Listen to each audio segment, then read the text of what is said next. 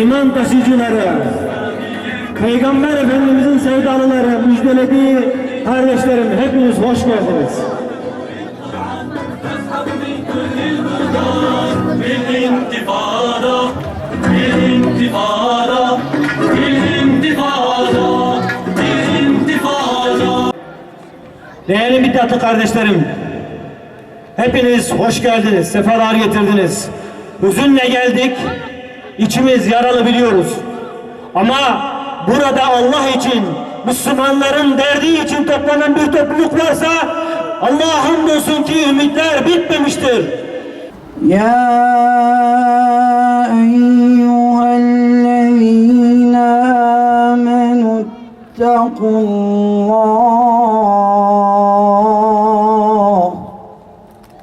Firavun da demişti ki doğacak bütün çocukları öldürün. Çocukları öldürün, büyümesin. Çünkü duydum ki içlerinden bir Musa çıkacakmış.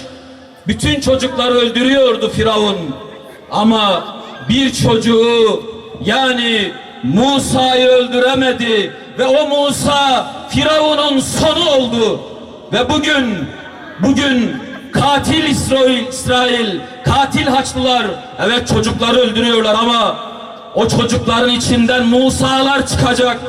O İsrail'in sonu olacak o Musa'lar.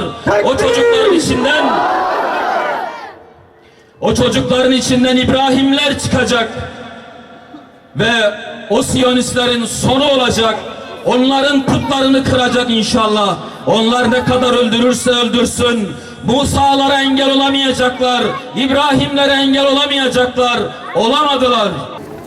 وبفضل سبحان ربك رب العزة عما يصفون وسلام على المرسلين والحمد لله رب العالمين جزاكم الله كل خير إن شاء الله.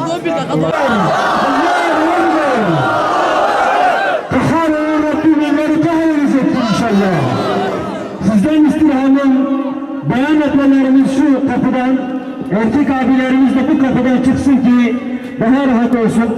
Allah hepinizden razı olsun.